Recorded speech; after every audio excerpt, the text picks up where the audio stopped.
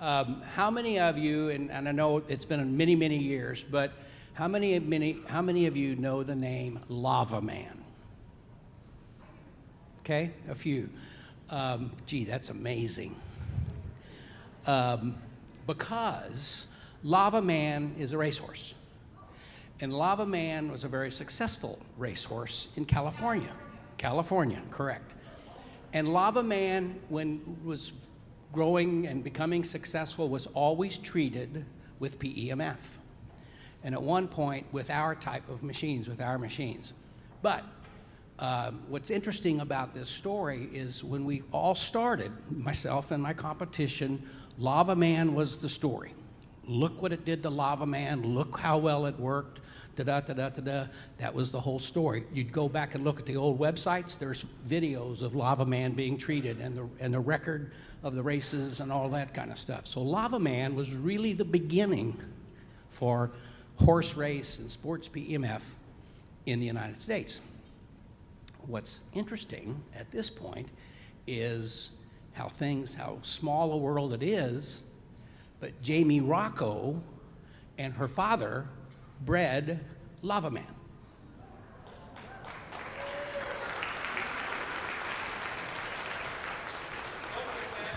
And so I was researching some of this stuff, and I came up and oh my God, there it is. And I get to talking to her, and she starts telling me the background of this horse. And I said, you don't realize how vital and how important Lava Man was to the start of this whole thing in the United States.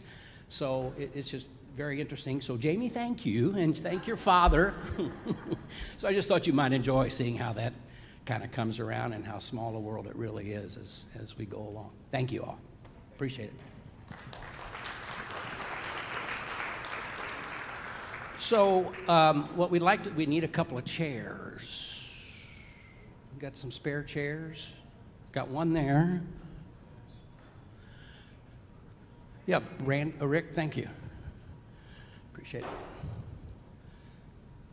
So what we want to do at this point is talk about the power of PEMF and maybe answer some additional questions. Dr. Amanda Myers is with me? Oh, we're good. Perfect. That's great. Thank you. We're good. Yeah, we'll get it. Thank you so much. Perfect, perfect. Dr. Amanda Myers, here she comes. So there have been a lot of things going on with PEMF over the years, and certainly momentum has been achieved. It's used much, much more in the United States, much more visible. We can sit right there. Much more accepted. We talk about reaching momentum and that type situation. So we thought what we'd do, if you have any additional questions to where we were talking yesterday, or to maybe get a little further into the depth of how it's being used for various indications and things like that. So, good morning. Good morning. So yeah, any questions? I'll do my best to answer. I do know a pretty decent breadth of the literature that's out there. If anyone does have a question that I can't answer, I'm happy to try to find some information and then bring it back to you. So I'll do my best to be able to answer broadly what's going on. So, yes.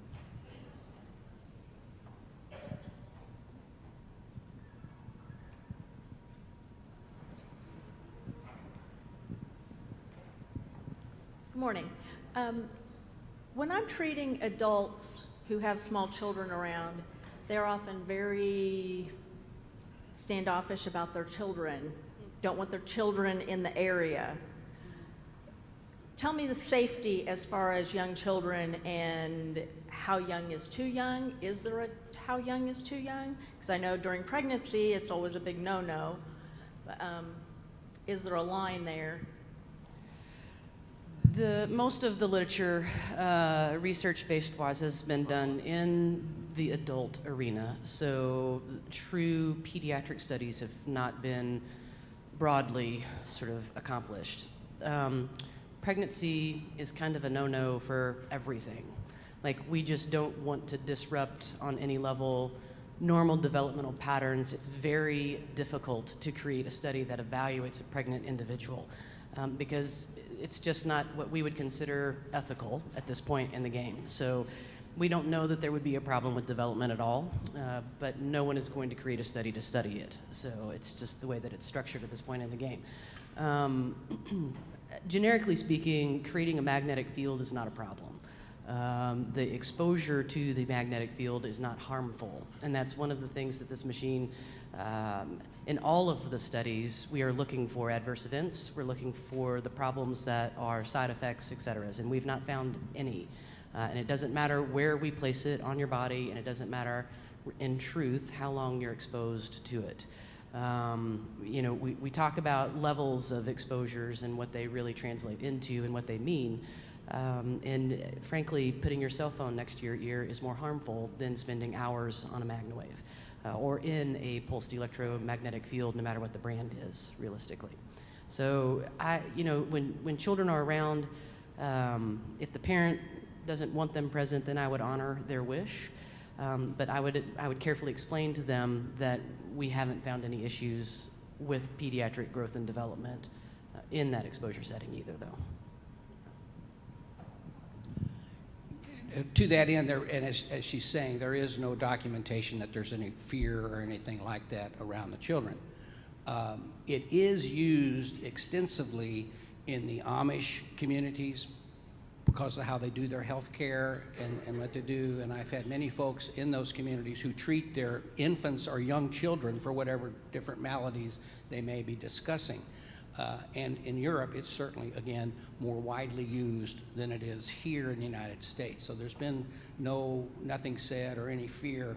We've had discussions, doctors have presented and said, well, you don't want to mess up, as Dr. Manna was talking about, the growth plates and so on and so forth. The only issue I could see there would be if you put it on a child's legs every day for 30, 45 minutes a day for 300 days, could you impact the growth plates? I don't know, but you know, that would be something that you discuss at that point. Okay? Most of the literature in the bone healing, which is extensive actually, will tell you that the magnetic field will balance the bone absorption versus the bone creation.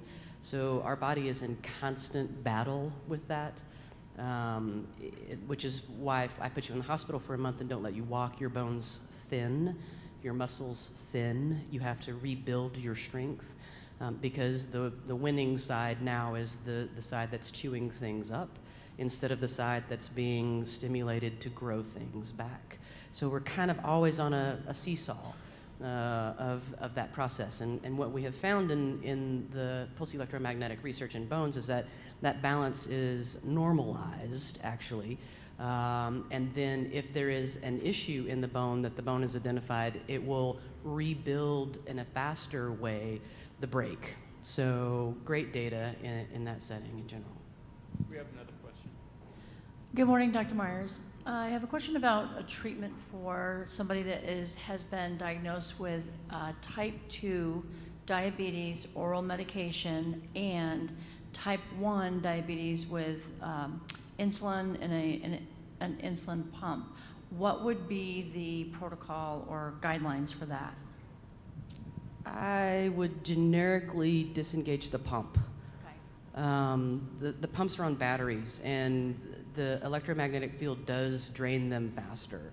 So I would be cautious, and that's a very normal thing for a person who has an insulin pump. You can remove them regularly. They reinsert without any issues. So, you know, I would just remove the pump generically so that it's not exposed to the field. You know, we're looking at pancreas function when we're talking about insulin. And then we're also looking at longer term changes in blood flow patterns because the blood vessels become smaller. And so in the diabetic population, they have a lot of skin tissue wounds that are complicated across the board. The wound care would be fantastic with a MagnaWave, and we know that. We can heal ulcers, we can heal deep craters in tissue, we can heal just swollen, hot, angry tissue. So being able to apply PEMF to those situations would be fantastic. I would say that if you're going to try to treat the core issue, which is the insulin production, treat the pancreas. And then arguably the kidney, because it's processing the extra sugar that's left in the system that you're not absorbing correctly into the body to be used. So I would go there first, and then treat any flow vascular problem that might be present. And is that the same protocol you'd use for diabetic type 2 non-insulin, but with oral medication? Correct, yes. Okay. So yeah, I mean, and the oral medication it's sort of the precursor to injections, and if you're injecting frequently, then a lot of times we start talking about pumps. Pumps are probably the future for everyone, realistically speaking, because you get a better sort of flow pattern of insulin release to accommodate what you're doing in your day from a stress perspective, an active perspective, not just I'm going to treat when I eat type of a setting. Good morning. Last year you spoke about, in your talk, about cancer and the voltage of the cell of cancer. I was hoping you could talk a little bit more about that. And yesterday you touched on how cancer dies in oxygen. Is that true with all diseases or just cancer specific? That's a great question. I would love to tell you that all disease dies in oxygen, but I don't know that we've found that. We do know that specifically about cancer cells. That is, there's data, scientific data that tells us that. So, because the cancer research is so extensive, because we are trying to look at modalities that can help us. So, we're looking at, right now, the techniques that we own are trying to kill a cell that's rapidly growing. What PEMF is going to do is support a system so that the system can become healthy, so that we're not prone to create the cancer cell. Does that make sense? So we're coming in the back door, kind of, in therapy. We're going to increase your blood supply. We're going to increase the oxygen in it. It's going to be better polarized. All of the cell structure in that cell setting is going to sort of reset itself to its natural conductive patterning. So every cell that we own creates action. Those actions are determined by where we're moving positive and negative things back and forth across a membrane, effectively.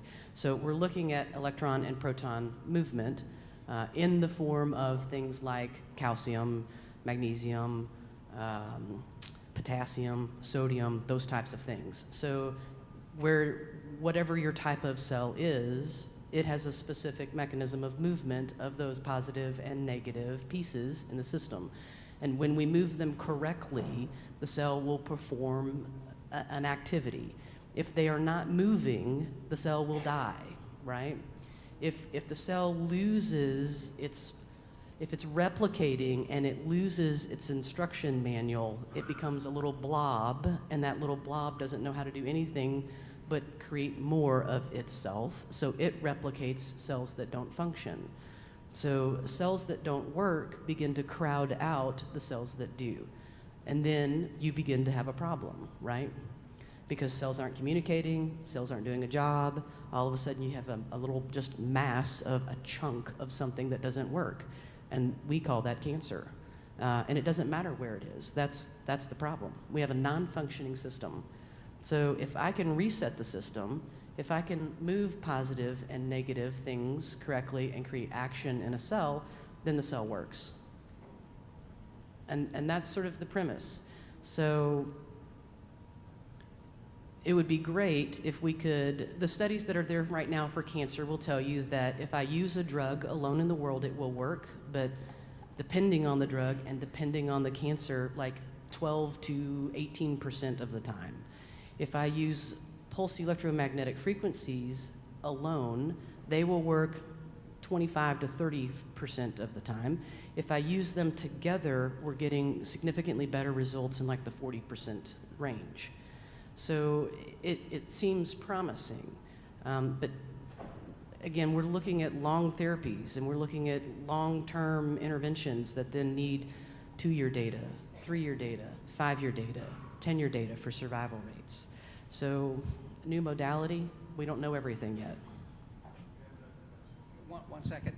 Also, to that end, we've kind of found over the years that viral-based illnesses, it'll push you through that faster, but it's not going to do anything to stop it. So if you have the flu, you're going to have the flu, but you might push through a little more rapidly. Whereas if it's bacteria-based, then the oxygen comes into play, and what Dr. Amanda's talking about to work with those situations. Yes.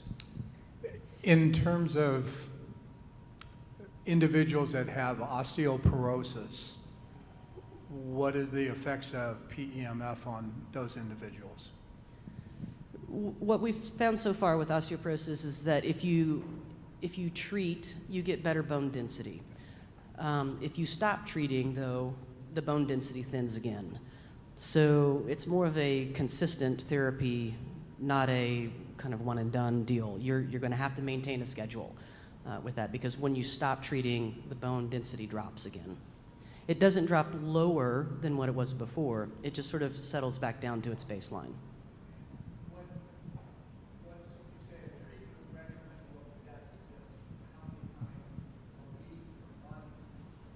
I mean, I think most practitioners will tell you that it will depend on the power of your machine, right? So your length of exposure time will be connected to the strength that you're going to provide. And we like a higher strength for a shorter period of time because we live in that life right now.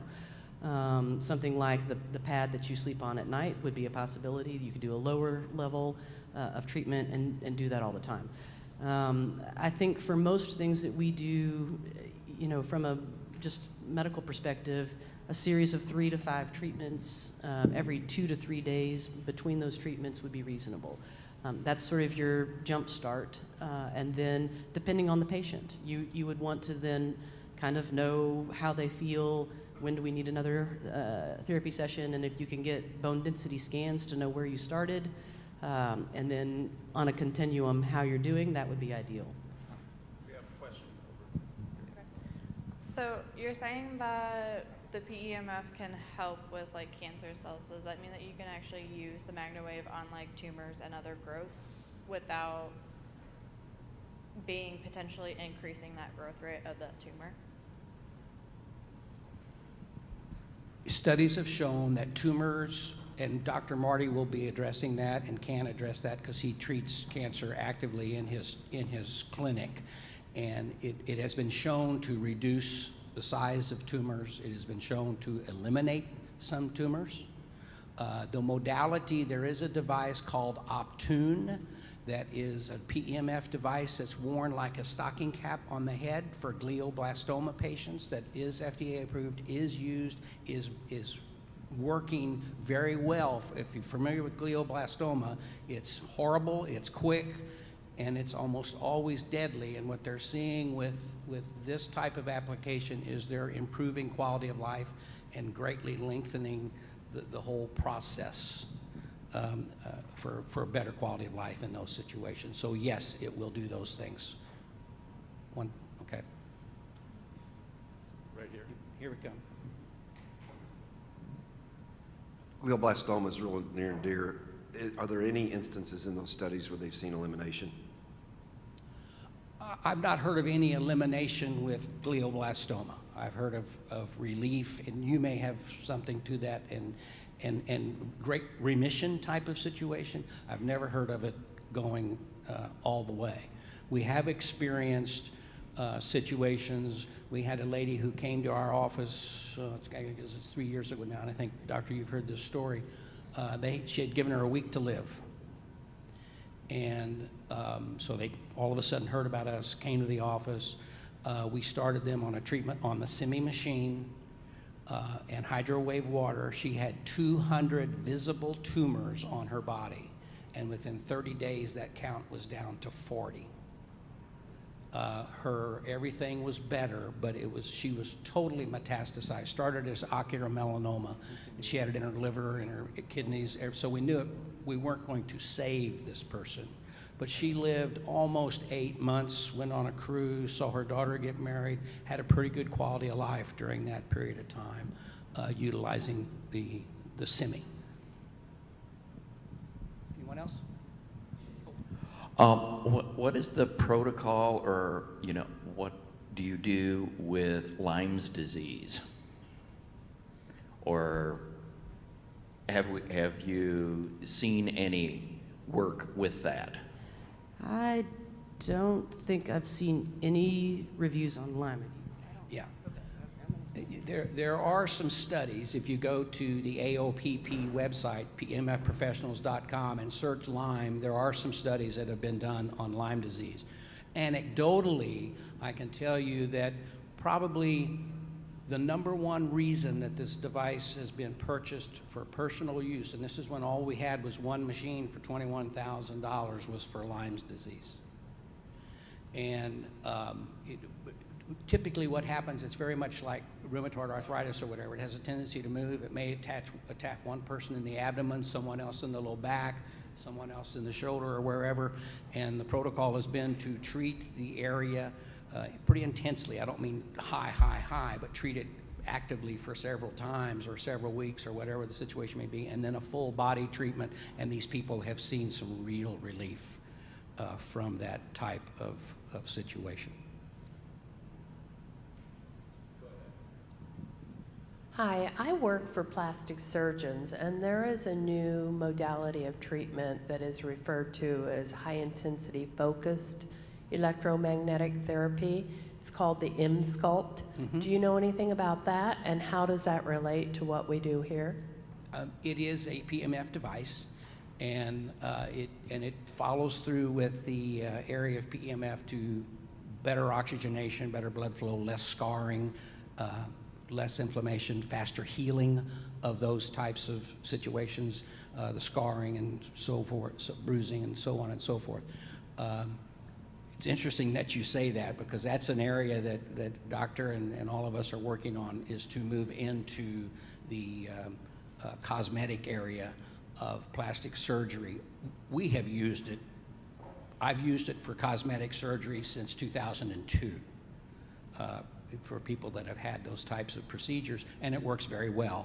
And again, that's an area that we are actively trying to move into for everyone, from the standpoint of practitioners or doctors, so on and so forth.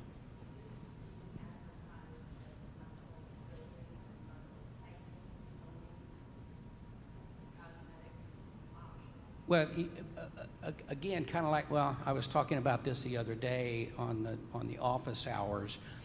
We're finding, and we're doing some work with light therapy that will take the fat cells, turn them into like raisins, if you will. So the fluids will come out of the fat cells, and then we'll use PEMF to massage the area to move that to the lymphatic system and away from body. So you get sculpting at that point, and you get weight reduction at that point.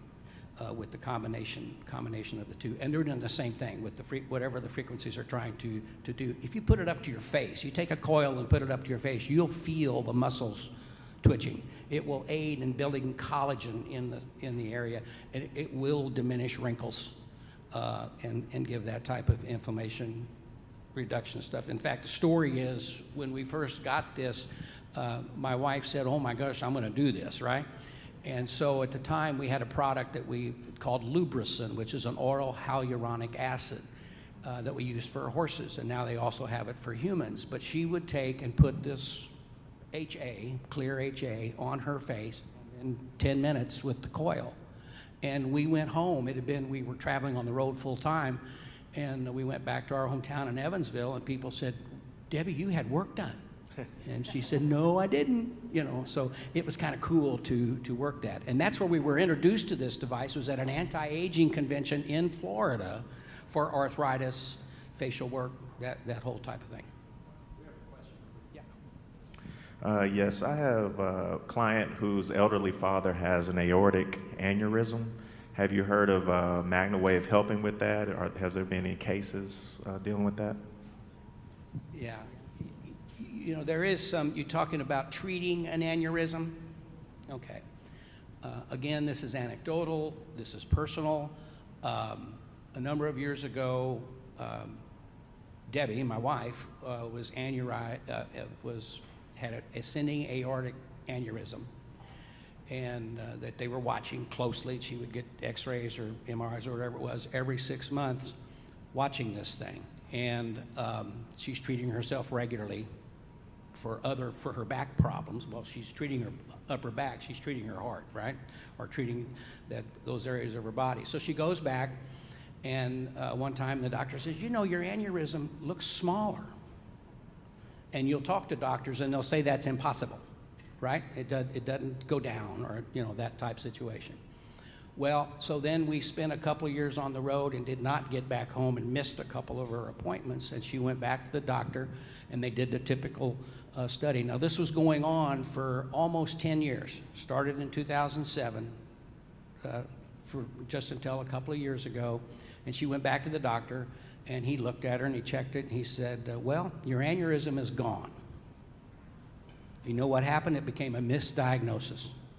That's what they said. Now, she treated herself. They did X-rays every 6 months for all these years to monitor it and keep an eye on it. And then all of a sudden it was gone. Well, it must have been a mistake. And so I don't know. I can't say that, but it sure worked for her. You've got one over here. Hello. I had a client come in. She was actually bringing a friend in for their dog, and Universe provided a space after that appointment, because when she was cleaning out her back seat to put her friend's dog in there, she heard a pop in her back, and she had CSF leaks before, and she thought that was it again. And at that time, when she had it the first time, she was flat out on her back for 5 or 6 months. So she was totally, basically hysterical that was happening again. And I did use the MagnaWave on her, and it helped clear the pain and helped with her head. But that one did make me nervous, using the MagnaWave on a CSF leak. Has that happened? Is it okay to do that for that? We have great data for exposure to brain and PEMF, which is not harmful. If we're talking about the complex around the spine structure, the actual spine cord goes through the backbone area, which has a layer of ligament all the way around it to stabilize it. So I'm going to assume that she had some sort of a tear in her ligament complex as well to allow the leak to exist. So we have very fantastic data in A, bone treatments, but B, the collagen ligament tendon complex as well. So what you probably did was just fix the leak from that perspective, and it's not toxic to the actual nerve cord, our spine cord that comes down that controls our arms and our leg function. We've got actually very good data that'll tell you if you damage a nerve, if you just what we call pinch or ding it, bump it in a way that it's bruised, that it will repair itself. If we actually crush it somehow, it will repair itself. And if I actually cut it in half, the nerve will repair itself.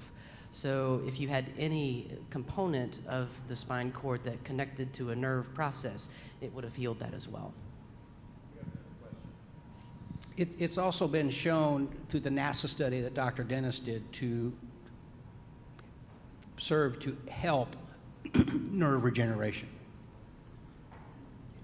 Good morning. Couple things. My daughter has Lyme disease, and that's the #1 reason we bought our machine. So if anybody has any questions, I have quite the story to tell on that, and just a testament to MagnaWave. That's not been her only therapy, but it's all natural therapy that she does, including chiropractor, acupuncture, and holistic supplements. But she is in her 4th out of 5th year. She was paralyzed on her right side, could not walk, and has had that happen a few times in her illness. And usually the MagnaWave brings her back up so she can start walking again. But I think it's going to be a lifetime thing. But anyway, so if anybody wants to meet with me and talk about Lyme disease, I'm all about that.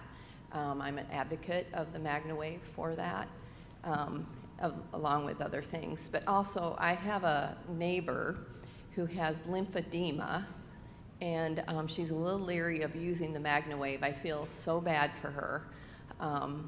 And actually, I left it with her to use it while I was gone, so that she can try it out. But what do you have to say about that? She has her lymph nodes on her right side, a lot of them in her abdomen were cut and taken, and so the lymph has nowhere to go but to pool in her legs, and she's just very uncomfortable, and it's not coming back. So I don't know. I just would like to know. So common to have lymph nodes stripped in a region of the system. Breast cancer, we do that a lot. If you have any concern of cancer in the abdominal area, they're going to biopsy and then take a whole section. And that does disrupt return of lymph. The lymph system is a passive system. It is basically just open pipeline that by our movement, we should be squeezing this fluid back up into the chest area, specifically onto the left side, where it then dumps back into our bloodstream and then is sort of recirculated through the system as fluid. So when you lose a region of lymph, the channels aren't present, the pipeline is changed, and your flow will be disrupted from that perspective. Lymph can also, though, transition in our space in the tissue. We have what we call an extracellular space, and then we have an intracellular space, and then we have blood vessel channels. Those three areas commonly are not separated by a ton, to tell you the truth. Our fluid will fluctuate between those three spaces regularly based on what our body is doing. So it's not hopeless in the lymphedema setting. You can redistribute that volume of fluid in the system, but it does take a properly functioning cell to do it, and it does take a very good blood flow pattern to manage it.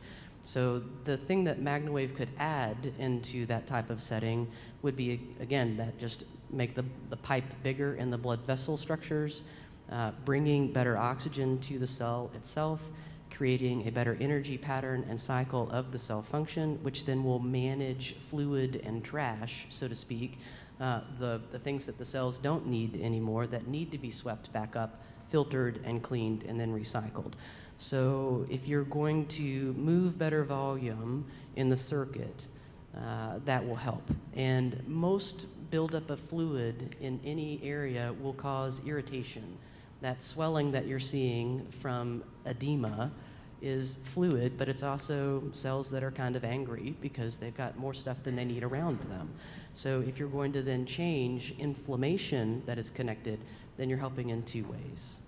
So I would argue that it would be a good decision to try to treat the lymphedema with a pulse electromagnetic field. We have another question. Okay.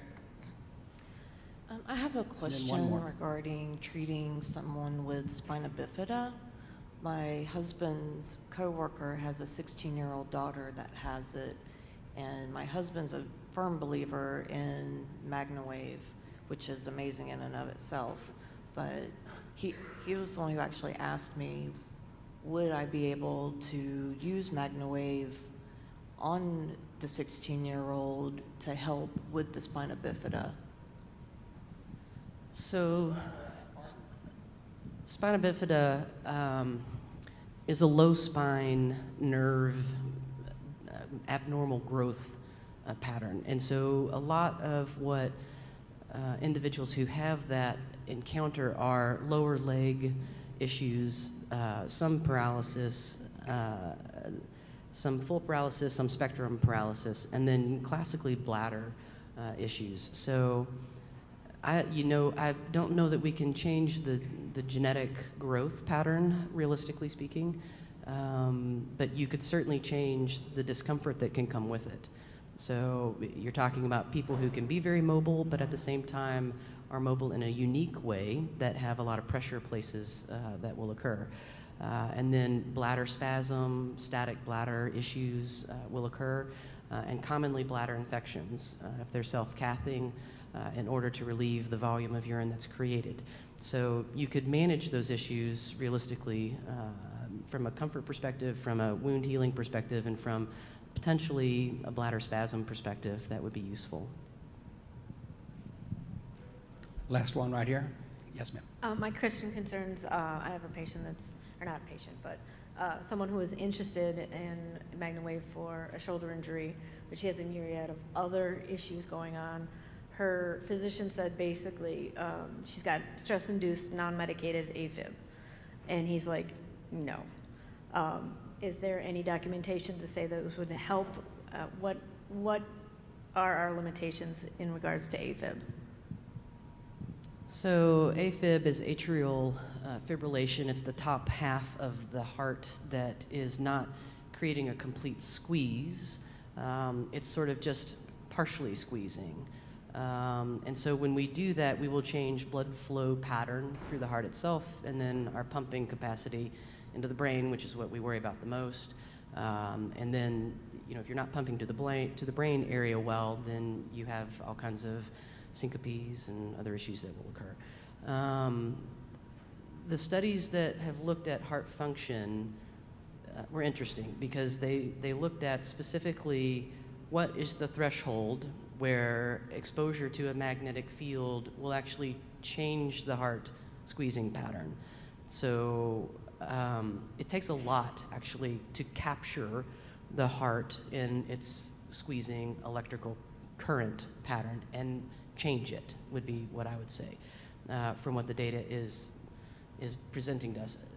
A higher volume of power than I think any of the machines on the market could actually create. So as long as there's not a pacemaker in place, then it's pretty fair game, would be what I would say.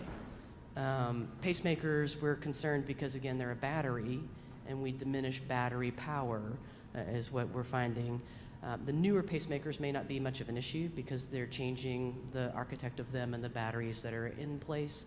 As we get smarter around our world, we get better devices, and so that may not be an issue in the future at all. But currently, we would say, be careful. We don't need to replace pacemakers frequently. It'd be better to not do that. There is some initial study, I don't want to say studies, but some people have looked at that. The fear has been someone has AFib, we're going to treat them, you're going to set it off, you're going to cause a problem. And as she was saying, to capture the heart is very difficult. There have been plenty of anecdotal reports, if you will, or testimonials about how people with AFib have had a really improvement of their situation after receiving these types of treatments, but I don't know about the studies and documentation. Okay, thank you very much. We'll have some more times for question and answers. We're going to have to bring Elaine and Dr. Marty up. She's back there spinning the finger, one of these things, telling me this finger. And so we're going to move on. Dr. Amanda, thank you so much.